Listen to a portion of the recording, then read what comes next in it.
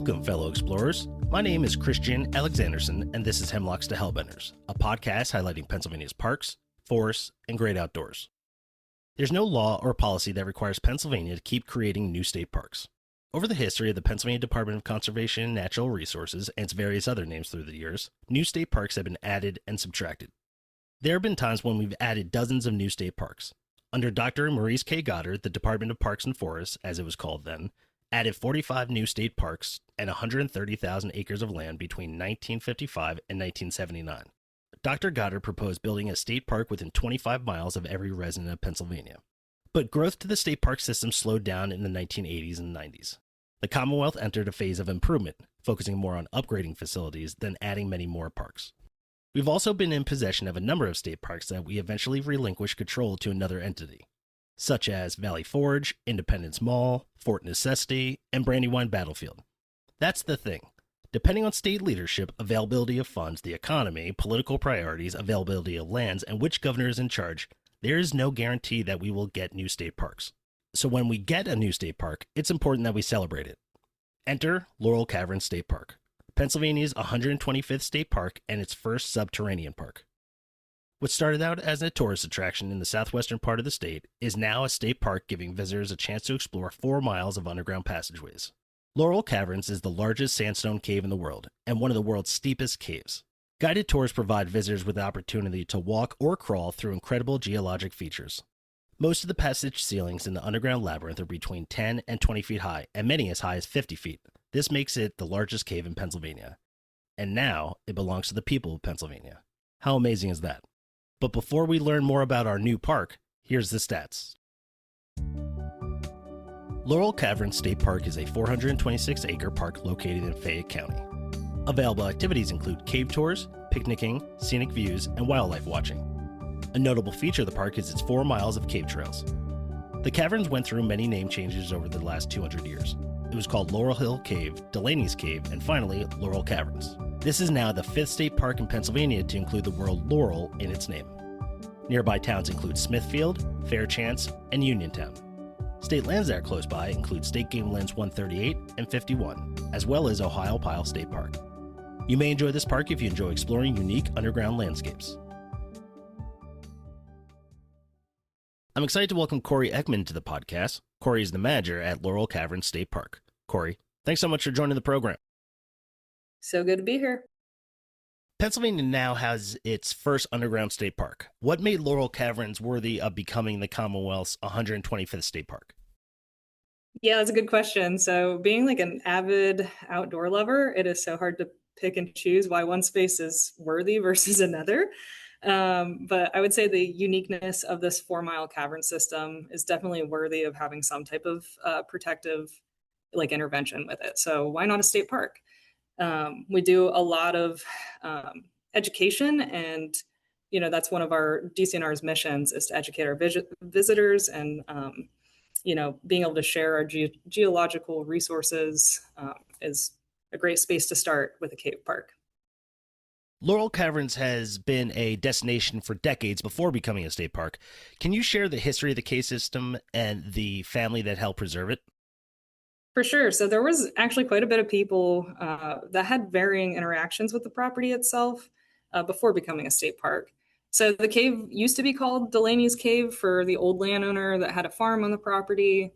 Eventually, a couple gentlemen named Roy and Norman Kale took ownership of the property in the 1930s. Then by the 1960s, guided tours were taking place, and people were going through this developed portion of the cave system. And by the mid-1980s, that's when David Kale, the grandson of Norman Kale, and David and his wife Lillian had taken the ownership of the cave to continue that legacy and providing those guided tours at that time. So David has always kind of modeled ideas from state parks to be mimicked on his property. So he's always had that mindset to protect this resource. And that kind of brings us to today, where David and Lillian graciously donated this property to Pennsylvania state parks.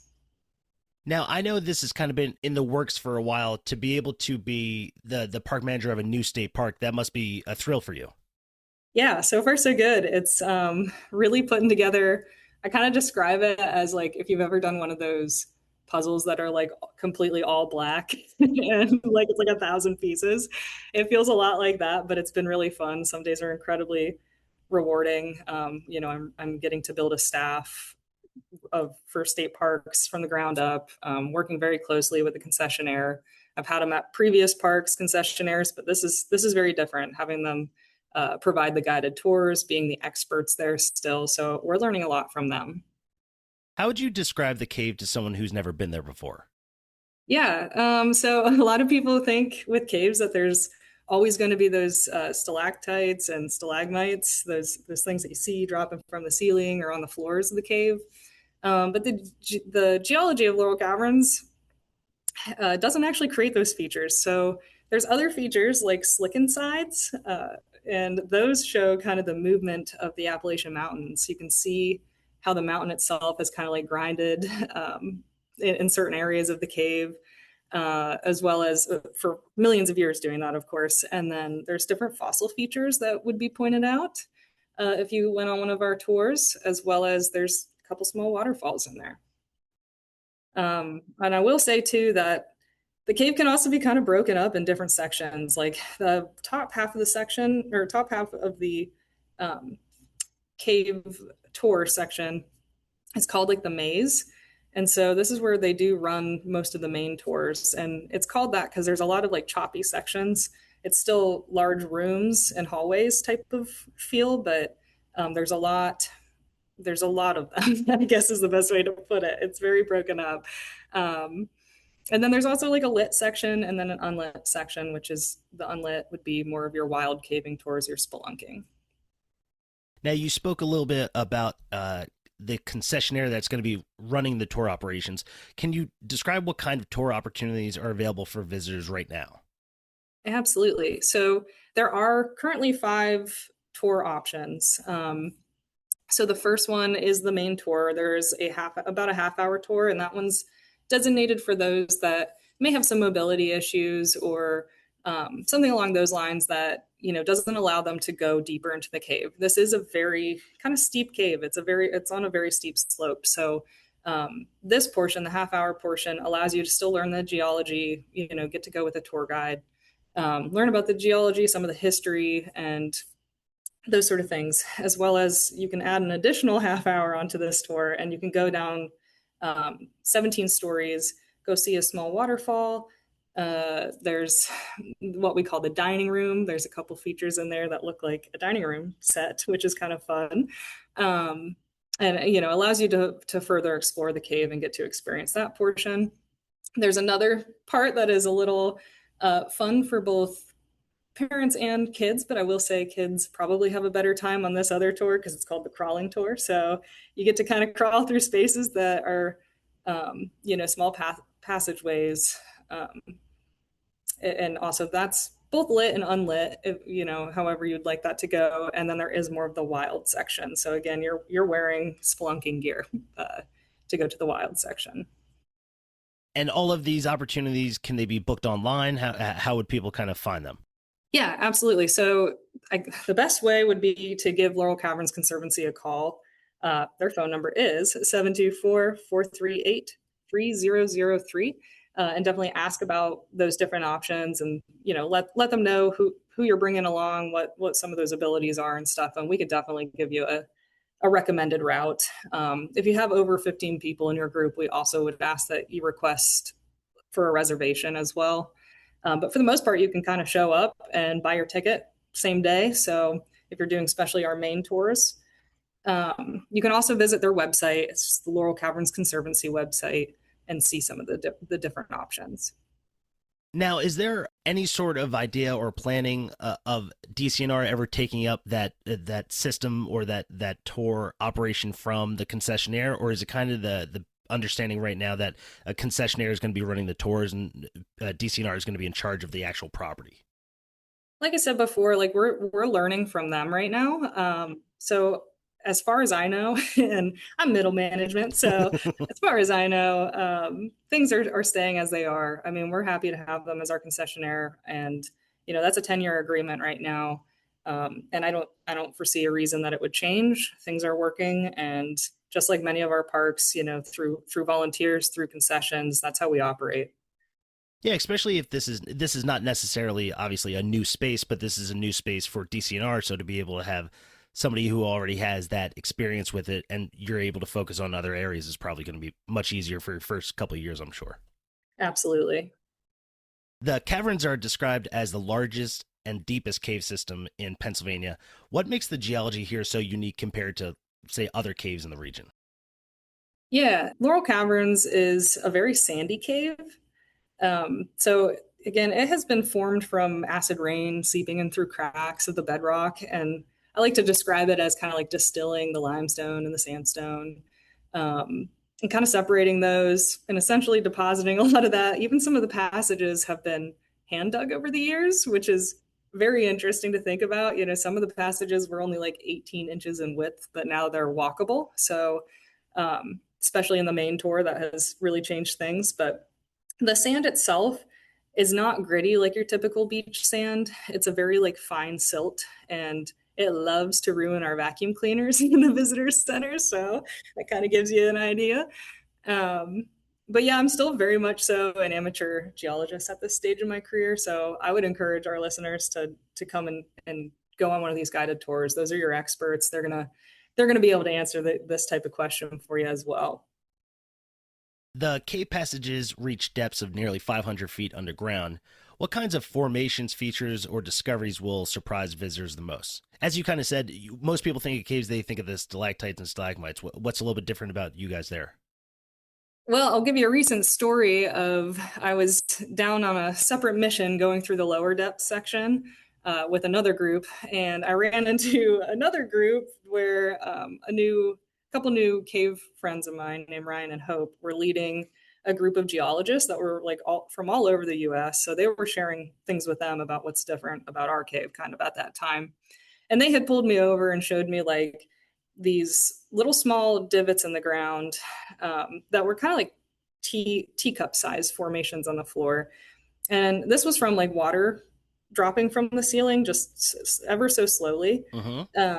And so when it goes undisturbed, it will eventually kind of grow, just as the cave naturally would do if we didn't have kind of people intervention. So it was really cool to see that at that time. And, when you think about like above ground being on like a hiking trail outside, if a branch was like dropping water over and over again, you would eventually see those same divots in a similar fashion. So something like that's just like a little unique to see in a cave system. I guess also too, something that I mentioned earlier was the waterfalls deeper in the cave. So Yeah. there are a couple waterfalls. They're small, but they are unique and really help to create that cave. So It's funny because many people think of state parks as forests with like lakes and mountains and things like that, but this one is a cave. So, I mean, how does managing an underground ecosystem differ from managing a traditional state park? for sure. So I managed two other state parks before coming to Laurel Caverns, and every park does have its own flavor and community with it. But you're totally right. Managing the caverns is totally different from those last two roles. The operation is just a little different. So I've had the opportunity to really think outside the box. Something that state parks does really well is like our campgrounds, our swim beaches, our hiking trails. Like we're so familiar with those things that when you do move park to park, you're like, oh, I have an idea of how to deal with those things. But the complexity of like the cavern system is just something we haven't truly undertaken. So it's been unique. For example, some of the different like considerations that we have to think about is when we have contractors say like doing work inside the cave, if they were changing out the lights, we'd have to make sure that they don't leave any debris behind. They can't even eat their lunches in there. Oh, wow. Okay. Because it's not like, again, your above ground trail is that if you accidentally drop half a granola bar, maybe a raccoon will pick it up later. That's not happening in this cave. So it's really up to us to be the stewards. It's up to the park and other visitors to be stewards of this resource. So Yeah, that's really unique. That it's funny you describe it as like a puzzle that's all black pieces, because some people like me would be very excited by that prospect, and other people would feel like that's a nightmare. Nightmare. So the fact that you're looking at all these different challenges and ways to address them, as opposed to probably feeling overwhelmed, it must be really thrilling for you. Yeah, for sure. I mean, that's one of the reasons I put in for the job. I enjoyed my time at Pine Grove Furnace was the last park I was privileged to manage. And if this opportunity didn't come up, I'd still be there. But this was definitely an opportunity for both my career, but also to learn a lot and to learn about a new resource and be a part of this movement with state parks. So I'm very thrilled by it, excited. There are definitely hiccups in the road, but I've been revived by a lot of the people that have helped me along the way, between my upper management, my employees, and again the conservancy. That everybody has really come to help. Even other parks in this division have all their maintenance crews have come out and really helped to set us up. So I'm grateful for that. And now let's hear from our sponsors. Join the Keystone Trails Association's Trail Care team to show some love to the trails you love. KT organizes hands-on stewardship events and training workshops to maintain and expand hiking trails in Pennsylvania. You can find a Trail Care event near you. View KTA's schedule of events online at kta-hike.org. Your best summer adventure is closer than you think with Purple Lizard Maps. Durable, waterproof, and easy to read, Purple Lizard Maps help you plan the best outdoor adventure in PA and beyond. Explore the Purple Lizard statewide outdoor recreation map and 12 Pennsylvania destination maps to find your next adventure. Check out their new map, the Dark Sky Susquehannock State Forest map, created in partnership with the PA Wilds. It features one of the most remote outdoor recreation landscapes in the Pennsylvania wilds, with quiet trails, winding back roads, sparkling streams, small towns, and big public lands, and some of the darkest skies in the east. Start your next adventure today at purplelizard.com. Hello, fellow explorers. This is a message from the Pennsylvania Parks and Forests Foundation. You know those incredible state parks and forests Christian talks about in every episode? We're the ones making sure they stay incredible. From maintaining the trails you hike, to engaging volunteer groups who make your experience better, to supporting conservation projects that protect Pennsylvania's natural treasures while keeping these places accessible. We're behind the scenes making it happen. Whether you're planning your next waterfall hike or just dreaming about your favorite overlook, know that PPFF is working to preserve these special places for future generations of explorers. Learn more at paparksandforests.org. Looking to add some Pennsylvania charm to your space? Sister Sunflowers has you covered. Their unique stickers highlight the small local spots that make your community shine, from quirky caves to hidden gems. Perfect for your laptop, water bottle, or anywhere that needs a little hometown love. They got stickers, magnets, prints, and even a hand-drawn poster to keep track of all the Pennsylvania state parks and forests you've explored. Use code HELLBENDER15 for 15% off your first order. Support local, inspire adventure, and decorate with meaning. Only at Sister Sunflowers.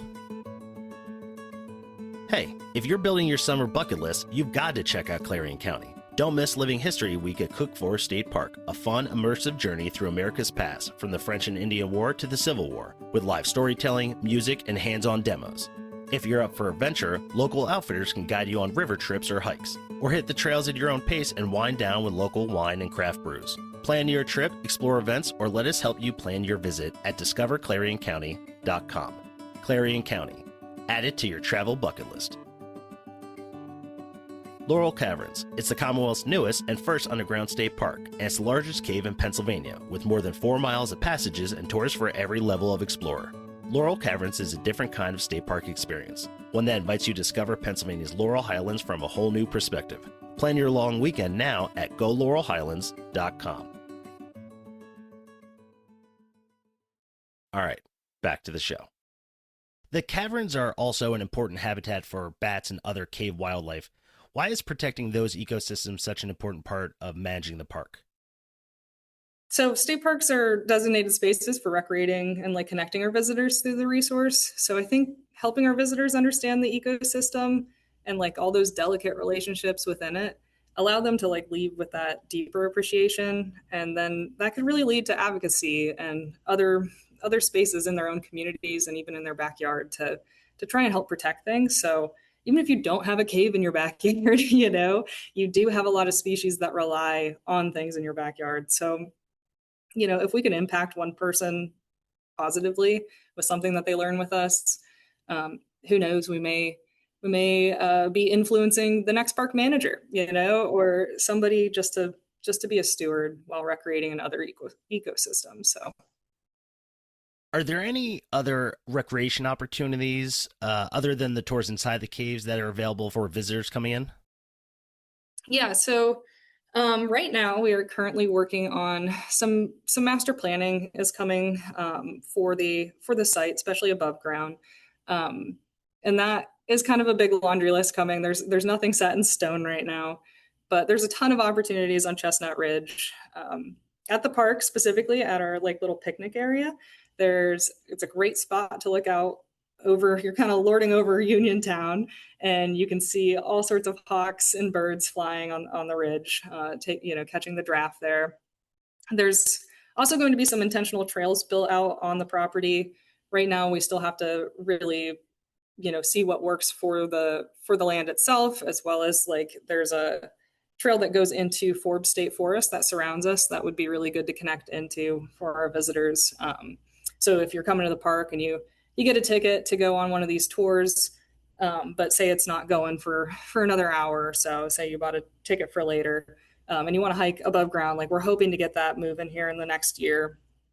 And just down the road, about 20 minutes down the road, is Ohiopyle State Park, which for those that probably listen to your podcast know already, but just in case you don't, there's a lot of whitewater opportunities, mountain and gravel biking, hiking, and just, you name it. So there's opportunities all around in the Laurel Highlands. What's the total acreage of the park? I guess kind of above ground. Putting me on the spot, but I want to say it's 435 acres. Oh, wow. Correct. Okay. Yeah, that's a lot. Yeah, we're surrounded by, on all of our boundaries, there's Fairchance Borough on the one side of us, game lands on the other side, and then Forbes State Forest. So we share a lot of the same mission and ideas, which is very helpful with, keeping that entire mountainside pretty wild, Yeah. Yeah, I'm excited to hear about the trails above ground because as somebody who's visited every state park and then also run a mile in every state park, and now Laurel Caverns is just the newest one that I have to figure it out, I don't think I'm going to be allowed to run in the cave. So if jogging around the parking lot might be the only thing I can for until you guys get some trails going. So if you see Griffin, that's actually one of the rules, that we give you before going in the cave. We don't have too many, but that's one of them. yeah. If you see me jogging around a parking lot, it's totally fine. I'm doing it to complete my list. I'll jog with you. I feel like there's a growing appreciation for Pennsylvania's underground geology and cave systems. One of the most popular episodes I've done on this podcast so far is about the geology of the state. Do you think Laurel Caverns becoming a state park will inspire more interest in cave conservation and geology education statewide? So I think about a quote I once read at Shenandoah National Park when I visited a few years back, and it was on one of their interpretive panels, and I think it said something along the lines of like, we will conserve what we love what we understand, and understand only what we are taught. And that really stuck with me because when I was younger, in elementary school, they talked about at that time the rainforest being cut down at however many acres a minute, and it's I didn't even know what an acre looked like at the age of 8. So a lot of that I couldn't conceptualize. I couldn't truly understand why it was important. So I think one of the biggest things as I've grown older, have experienced a lot of really cool outdoor things, learned from a lot of really great people in the community, I can conceptualize and appreciate things that I have yet to truly see. But for some of our younger folks, and even just, folks that may have not experienced it all, experiencing it firsthand is really important. That's something that creates good stewards, makes us understand why it's important. If you don't get to touch it or see it, it's really hard to conceptualize. So I think the caverns becoming a state park better inspire folks. Otherwise, maybe my team and I might need to find new careers because we're not doing it well. So yeah, really hope we can create more stewards for the environment, because many hands kind of lighten that load. So could you give me understanding of like the variety and breadth of the sort of upgrades that are going to be planned over the park. I mean, I'm sure there's always, whenever you make something a park, you tend to want to think about a little bit more extra parking, or making sure things are handicap accessible. Like, what's kind of the variety of things that you guys are looking at that you're going to have to upgrade? Yeah, so yeah, you did hit that. Our most immediate plans are just upgrading to the current standards for accessibility. So for our visitor center, the building itself needs a more accessible approach, as well as a family assist restroom. So we're definitely spending some time on that. I'm in a lot of meetings with engineers and contractors. Those projects have started their initial design and planning here. So um, been pretty cool to be a part of that. But again, we talked about hiking trails. That is another big one. And in some ways, they're not necessarily going to be accessible, but that allows more accessibility to our visitors to experience more of the site. So we will be spending time on that. That's more of our immediate future here this year. Some longer term plans are again that rigorous discussions that we'll be having to develop potentially a campground. There is a footprint for a campground from years past. Obviously, RVs and campers have gotten much larger these days, so accommodating what our visitors want. We will be holding like a public meeting at the end of the summer to gather ideas of what the community wants.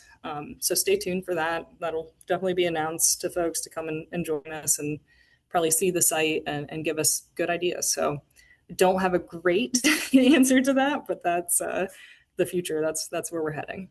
Yeah, I guess the answer overall is a lot. There's a lot of things that you're working on, and it's going to take a while to do. I mean, anyone who knows anything about state parks is at no point will things be done extremely quickly in a very short amount of time, because these are the sort of things you're making something available to many more people. So it takes a little bit more time. It takes some planning. So be patient, everybody. I appreciate you saying that, because I mean, it is right now me and two other employees. We are still working on hiring. We're still waiting for the green light on certain positions for me to hire. So, right now you may see me with a broom in hand and cleaning the restroom one minute, and I'll spare details of the boring day to day stuff. But then I'm thinking through signage and different things that that you typically see at a state park. So there are some smaller stuff, but I'm working with a good team currently, and we're moving it forward. But it may be at a snail's pace right now. Yep. One of the things that I enjoy most about state parks are the programming. I always love going to environmental education programs and learning about the various sort of things there at particular parks, whether it be history or animals or scenery or anything. Does DCNR plan on having any environmental education programming at the new park? For sure. So we will be hiring a full-time environmental educator, which I am thrilled about. So again, that we're waiting on that position to be greenlit. But for now, once that person is in that position, we will be making a plan on basically the programmatic plan for the park. Obviously it'll be heavily cave based, but like we discussed already, there's a lot of other resources too at this park that we need to share with our visitors. So there'll be a whole plan in place for that. Some more interpretive panels so that there'll be individual sort of education for visitors to experience if it's not directly with one of our staff. So definitely keeping an eye out on our Facebook page or the DCNR calendar of events. It's the best places that you can find future information. But again, as of now, for this current season, we are kind of putting that on the back burner until we can get somebody in that role to really focus on that. Do you have any information about the kind of the bat population in the cave and how that might impact operations or availability of tours and things like that? For sure. So we did meet with the Game Commission, some folks that are experts on bats, and they're helping to influence when tours should happen versus when they shouldn't. So we're learning a lot on that front right now. And one of the things that State Parks does is being like the balance between recreating and people getting to experience it, but we also want to do right by our resource. So for the bats, obviously there has been a lot of issues around the white nose syndrome, early 2000s, that kind of came out and wiped out our population as it did in many caves. So That same situation happened here, and there's not very many bats left. But what those that are, we are working to keep the temperature of the cave correct, which is always around 52 degrees. If we could actually lower that, so I'm learning, that would help not allow the fungus to like grow on the bats. So that's pretty cool. Learn that. The other part too is just making sure that the gates and the access to the different entrances are there so the bats can come in and out. Right now, the bats are not in the cave. They leave during the summertime and they come back for their winter roosting. So they come back towards the end of October, and then they're there all winter. We don't have any tours until right around Earth Day, which is April 22nd this year. So that whole time they get that time in the cave and without our intervention. So we're learning a lot. We're also working with the Game Commission on taking like the humidity in the cave. All of that plays into it. So there is quite a bit of research happening and going to be happening into the years to come to better influence that. So a good example is that like Canoe Creek State Park, they had similar issues in their cave systems, and they actually were able to bring their bat population by working with the Game Commission on similar things. So we're going to model that very similar and kind of go from there. Yeah, that's right. Because I remember speaking. I think her name was Heidi over at Canoe Creek, who's kind of their educator and their bat expert. I think it's the Frank L. Baum like bat conservation place. But it's really exciting to be able to see what interagency work can be done to kind of help these bat populations. I mean, it's crazy once you start reading up on how important they are for the various things that and the tasks that they perform and how much they help the environment and different animals. It's hopeful to see that we're taking an approach to make sure that we're serving them as good as possible. Definitely, and working with our other agencies, like sister agencies like that, is only makes us better. So I'm really looking forward to that partnership in itself too. Do you have any tips for people who plan on visiting the park, or any suggestions to make their visit as enjoyable as possible? Yeah, other than definitely giving them a call or checking out their website to gather more information for your party. Some things to keep in mind is that you definitely want to wear closed-toed shoes. And as I said, the cave is right around 52 degrees year round. So a light jacket doesn't hurt even when it's July and it's 90 degrees out. Like, it's also usually pretty windy on the ridge. So it's even cold sometimes outside when it's not cold down at like a Ohio pile or something. So, and currently the nature of the park, the operation right now, we do close the gate around 5 o'clock. The last tour runs at 4. So it's important to know that. And then I think one of the other changes to becoming a state park is that we only allow registered service animals into our facilities. So again, this cave is not quite like your hiking trails outside. When your pet friend wants to use the restroom in the cave, it stays in the cave. So we don't want that. So yeah, give us a call if you got any questions, that sort of thing. We can help guide your experience, but we definitely hope to see folks come out and get to see and appreciate this new Pennsylvania State Park. Well, Corey, I want to thank you so much for talking to us. We really appreciate it. I appreciate your time. Thank you.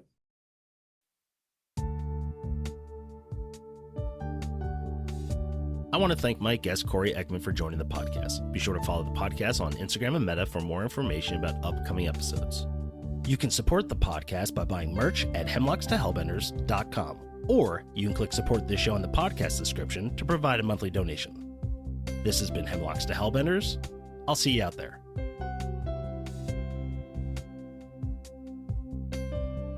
Hosting, production, and editing by Christian Alexanderson. Music by John Sauer. Graphics by Matt Davis.